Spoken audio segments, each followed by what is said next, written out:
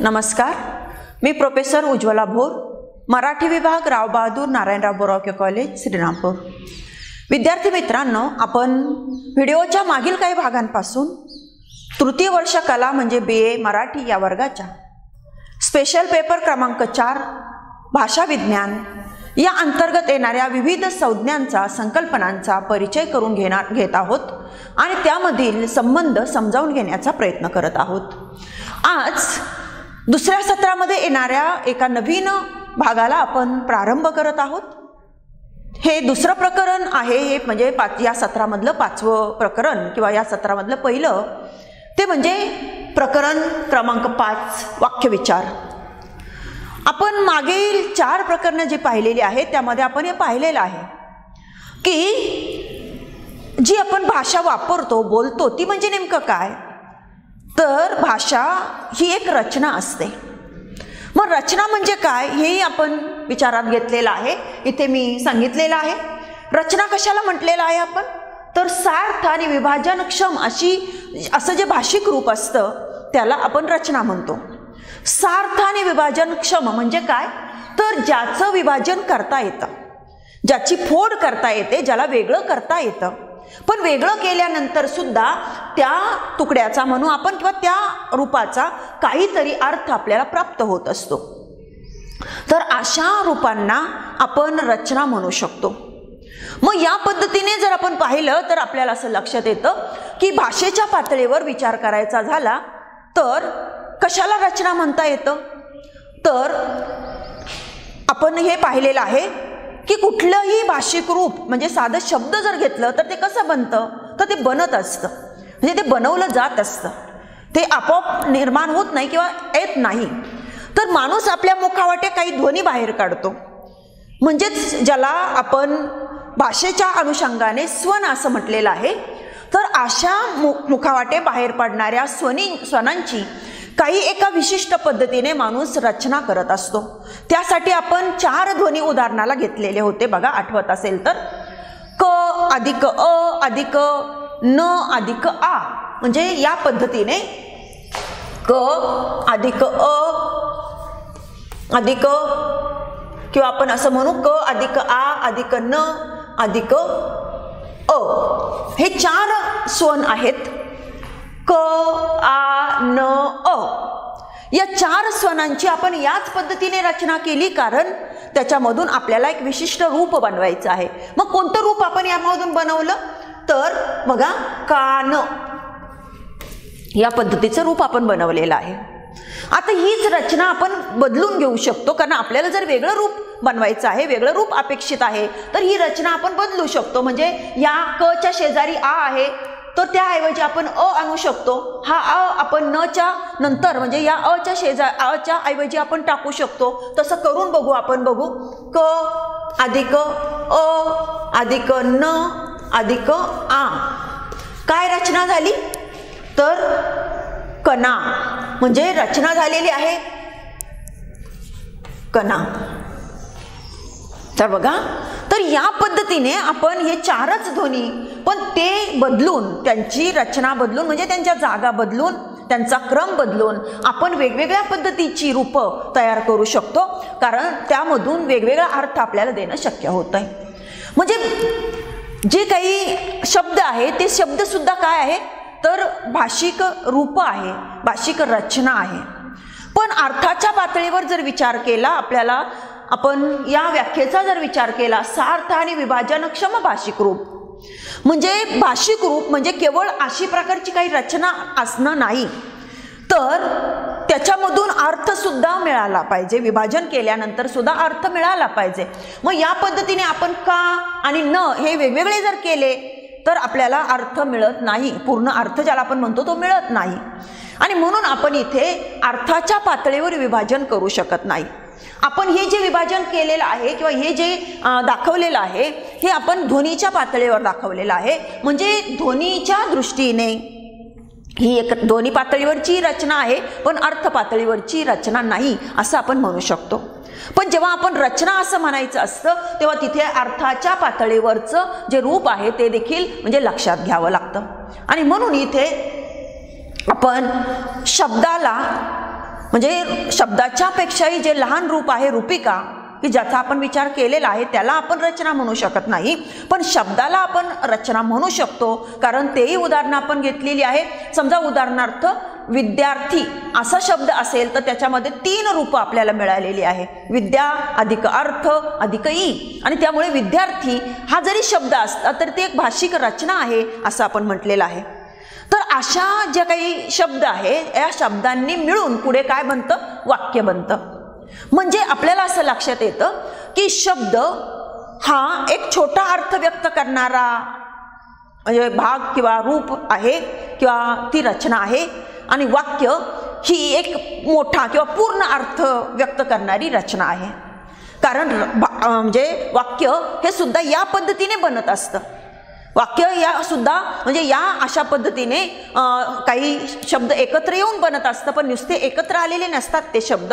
तर त्या शब्दांमध्ये काहीतरी रचना असते, त्या शब्दांची काही एका विशिष्ट हेतूने मांडणी केलेली असते. आणि म्हणून असं म्हटलं जातं भाषेमध्ये की शब्द ही सर्वात छोटी रचना असते, तर वाक्य ही भाषेमधली सर्वात मोठी रचना असते. म्हणून आपण इथे लिहिलंय की सर्वात मोठी भाषिक रूप किंवा रचना म्हणजे वाक्य. ही सर्वात मोठी असणारी वाक्य म्हणजे रचना ही एक पूर्ण अर्थ देण्याचं काम करत असते, काहीतरी अर्थ पूर्ण स्वरूपामध्ये देण्याचं काम करत असते. आणि म्हणून वाक्याची अशी एक व्याख्या केली जाते की पूर्ण अर्थाचे प्रकटीकरण करणारे भाषिक रूप किंवा रचना म्हणजे वाक्य. मग अशी पूर्ण अर्थ देण्याची क्षमता निर्माण होणारी रचना म्हणजेच हे वाक्य नेमकं बनतं तरी कसं? ही सर्वात मोठी रचना नेमके बनते कशी?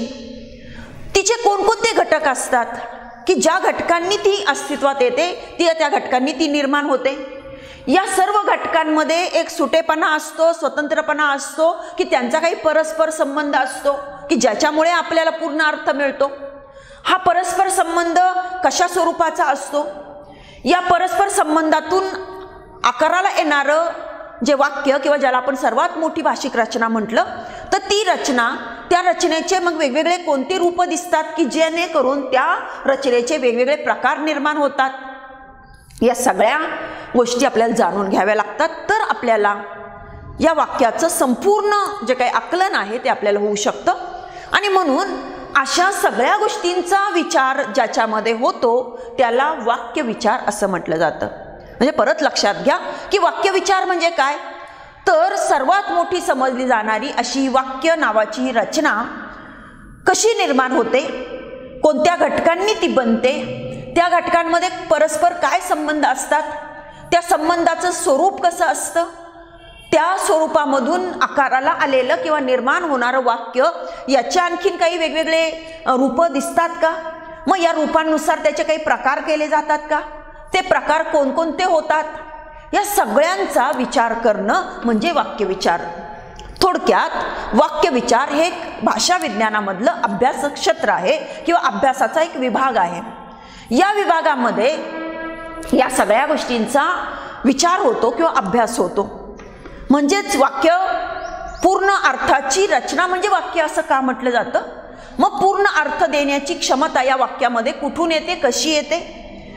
ती येण्यासाठी कोणत्या घटकांची गरज असते, ते घटक या रचनेमध्ये कसे जोडले जातात, आणि मग त्यामधून या वाक्यांचे वेगवेगळे प्रकार कसे निर्माण होतात, असा वेगवेगळ्या बाजूने ज्याचा अभ्यास केला जातो त्याला वाक्य विन्यास किंवा वाक्य विचार असं म्हटलं जातं. आता हे सगळं जर पाहिलं आपण तर आपल्याला असं लक्षात येतं की वाक्य ही जर एक विभाजनक्षम रचना आहे, सर्वात मोठी विभाजनक्षम रचना आहे, एक विभाजनक्षम भाषिक रूप आहे, तर मग या वाक्याचं विभाजन आपण करत करत करत करत गेलो की मग आपल्याला काय मिळतं, तर अगोदर आपल्याला शब्द मिळतात, किंवा आपण विभाजन करायला लागलो की मग आपल्याला म्हणजे उपवाक्य मिळतं, किंवा साधं वाक्य असेल तर त्याच्यामध्ये शब्दबंध मिळतात. त्या शब्दबंधाचं परत आपण विभाजन केलं की आपल्याला शब्द मिळतात. म्हणजे थोडक्यात परत उलट्या बाजूने जायचं म्हटलं तर आधी शब्द, असे काही शब्द एकत्र येऊन तयार होतो तो शब्दबंध, त्या शब्दबंधांतून काही म्हणजे निर्माण होतं ते म्हणजे उपवाक्य, आणि 2 किंवा अधिक उपवाक्यांतून निर्माण होतं ते एक मोठं संमिश्र वाक्य. तर अशा पद्धतीने ही एक प्रकारे एक शृंखला किंवा एक साखळी असलेली आपल्याला दिसते. आणि म्हणून आपण असं म्हणू शकतो की वाक्य म्हणजे काय आहे, तर वाक्य म्हणजे शब्द, शब्दबंध, उपवाक्य यांनी बनलेली एक साखळी आहे. म्हणजे शब्द गुंफले एकमेकांमध्ये की त्याच्यापासून शब्दबंध तयार होतो. 2 किंवा 3 शब्दबंध एकमेकांमध्ये गुंफले की त्याच्यामधून उपवाक्य तयार होतं. 2 किंवा 3 उपवाक्य एकमेकांमध्ये गुंफले की त्याच्यामधून एक संमिश्र किंवा असं मोठं वाक्य तयार होतं. म्हणजे या पद्धतीने अशी ही बनत जाणारी साखळी आहे. मग ही साखळी जी आहे किंवा ही जी साखळी बनण्याची जी प्रक्रिया आहे ती समजून घेणं म्हणजेच काय समजून घेणं, वाक्यविचार समजून घेणं किंवा वाक्याची ही सगळी प्रक्रिया म्हणजे अभ्यासणं. आणि म्हणून वाक्यविचार म्हणजे काय, तर वाक्यविचार म्हणजे वाक्याला वेगवेगळ्या अंगाने समजून घेणं. वाक्य कसं बनतं, ते का बनतं, ते अमुक शब्दांनी किंवा अमुक घटकांनीच का बनतं असं म्हटलं जातं, त्यांच्यामध्ये काय परस्पर संबंध असतो. तर अशा विविध बाबी समजून घेणं म्हणजे वाक्यविचार समजून घेणं. मग असा हा वाक्यविचार याची संकल्पना पाहिल्यानंतर आपल्याला पुढच्या भागामध्ये पाहायचं आहे ते म्हणजे या वाक्यविचार जो ज्याने बनला असं आपण म्हटलं किंवा हे वाक्य ज्याने बनतं, वाक्य ही रचना आहे, वाक्य ही एक अशी एक कड्यामध्ये गुंफून निर्माण झालेली एक मोठी साखळी आहे असं जेव्हा आपण म्हणतो तेव्हा त्याची एक एक साखळी बघत जाणं म्हणजे एक एक घटक बघत जाणं आणि मग त्या एक एक घटकामधून ती साखळी कशी निर्माण होते, ती साखळी म्हणजे ती रचना कशी गुंफली जाते, म्हणजेच वाक्य कसं तयार होतं हे समजून घेणं. आणि म्हणून आपल्याला ही संपूर्ण साखळी समजून घेताना तिची एक एक कडी किंवा एक एक भाग, एक एक वाक्याचा घटक आपल्याला समजून घ्यावा लागेल. मग आपल्याला ही साखळी उलगडत जाऊ शकेल. आणि म्हणून आपल्याला पुढच्या तासामध्ये या वाक्याचे जे काही घटक आहे की ज्याच्याने वाक्य बनतं ते आपल्याला पाहायचं आहे. आत्तापुरतं आपण इथेच थांबूया. सर्वांना धन्यवाद.